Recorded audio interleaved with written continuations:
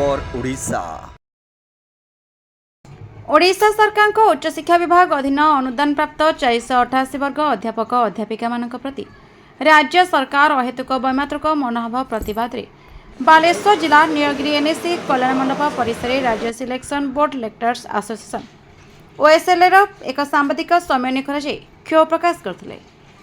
तुरंत अनुदान प्राप्त 488 वर्ग अध्यापक अध्यापिका मानक न्याय प्रदान करने को मुख्यमंत्री उच्च शिक्षा मंत्री मुख्य शासन सचिव एवं विभागीय सचिव ध्यान देवाक निवेदन करछन्ति।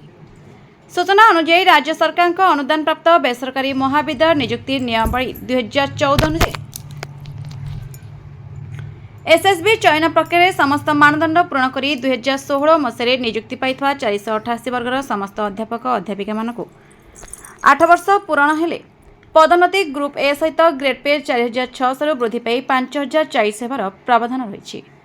तदनुसार 2016 नियुक्ति पाई समस्त अध्यापक अध्यापिका अक्टोबर 2024 सुधा 8 वर्ष पूर्ण कर पदोन्नति पाई सहकारी प्राध्यापक भाव में परिगणित होगा कथा। मात्र इतिमध्य 2 वर्ष पाखापाखि समय अतिबाहित होते सेमानकु स्वीकृति प्रदान करने परिवर्ते सरकार टालटोल नीति अवलंबन कर समसामयिक नियुक्ति प्राप्त सरकारी एवं ब्लॉक ग्रांट अध्यापक अध्यापिका माने एसबु मान्यता पाई पारिछन्ति।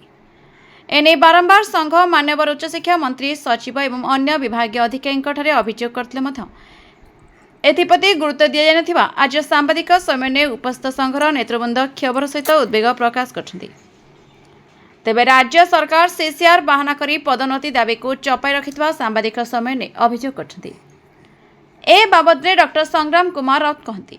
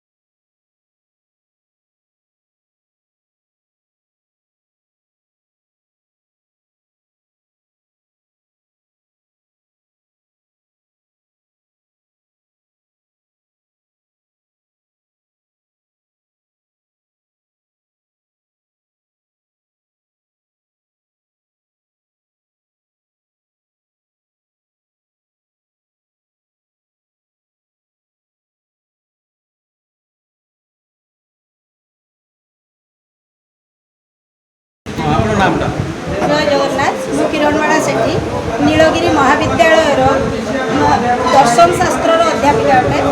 मु आमर 2016 मसीह आम अक्टोबर मसरे नियुक्ति पाई ओडिशा सरकार द्वारा आमर सब स्वच्छ प्रक्रिया भाव में आमर नियुक्ति होता किंतु आज 2026 मसीहा हो गला जहाँकि 8 वर्ष पर आमर प्रमोशन होबार थिला 2024 अक्टोबर रे आज को 2 वर्ष पाखापाखि है आमर प्रमोशन शिक्षा को ही सरकार अधिक प्राधान्य देउछंती किंतु आम 488 रे प्राय एबे एसएसबी रो 4500 रु अधिक आम लेक्चर माने शिक्षादान करूछु 7 घंटा रोचु सरकार समस्त नीति आम अवलंबन करूछु किंतु सरकार एबे पर्यंत आमर प्रमोशन जे आमर माने प्रधान आमर नाट्य व्यापी सेठा भी एत पर्यंत सरकार पूरण करूना तापरे सरकार एनईपी लगिगला एनईपी नीति अनुसार यूजीसी नॉर्म अनुसार आमर कई लेक्चर न रही समस्ते असिस्टेंट प्रोफेसर रहिबा दरकार किंतु एपर्यंत आम सरकार से लागू करना जहाँकि आम सरकार स्वच्छ नियम आम नियुक्ति पाई सत्वे एपर्यंत सरकार आमको यथाशीघ्र आमर कौन दाबी मानुना। सेहीपरि जळिला फार्म पाउंस होइगले कुकुड़ा। बालेश्वर जिला नीलगिरी थाना श्यामसुंदरपुर पंचायत द्वारिका ग्रामर चाषी पूर्णचंद्र महापात्रंकर एक कुकुड़ा फार्म रात्रि 11 घटिका समय କୌଣସି କାରଣରୁ ବ୍ରଏଲର କୁକୁଡ଼ା ଫାର୍ମ ପୋଡ଼ି ପାଉଁଶ ହୋଇଯାଇଛି। ଫାର୍ମରେ ରହିଥିବା 3000 ଊର୍ଦ୍ଧ୍ୱ ବ୍ରଏଲର କୁକୁଡ଼ା ପାଉଁଶ ହୋଇଯାଇଛନ୍ତି। ଚାଷୀ ପୂର୍ଣ୍ଣଚନ୍ଦ୍ର ମହାପାତ୍ରଙ୍କ କହିବା ଅନୁଯାୟୀ ତାଙ୍କ ପୁଅ ବିଶ୍ୱଜିତ ମହାପାତ୍ର କୁକୁଡ଼ାଗୁଡ଼ିକୁ ଦାନା ପାଣି ଦେଇ ଘରକୁ ଖାଇ ଶୋଇଥିଲେ। ରାତି 11 ଘଟିକାରେ ପାଖ ପଡ଼ୋଶୀ ନିଆଁ ଦେଖି ଡାକିବା ଦ୍ୱାରା ସେ ଯାଇ ଫାର୍ମ ଦେଖନ୍ତି ତ ହୁତୁ ହୁତୁ ହୋଇ ନିଆଁରେ ନଡ଼ା କୁଟା ଛପର ତିଆରି ଫାର୍ମଟି ଜଳୁଛି। ସଙ୍ଗେ ସଙ୍ଗେ ଅଗ୍ନିଶମ ବିଭାଗକୁ ଜଣାଇବା ଦ୍ୱାରା ଅଗ୍ନିଶମ ବାହିନୀ ପହଞ୍ଚି ନ୍ୟାୟତ କରିବା ବେଳକୁ ଫାର୍ମ ଏବଂ କୁକୁଡ଼ା ଜଳି ପାଉଁଶ ହୋଇଯାଇଛି।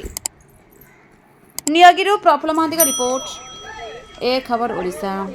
लाइक शेयर कमेंट और सब्सक्राइब करंतु। आपण माने देखुछंती ए खबर ओडिशा।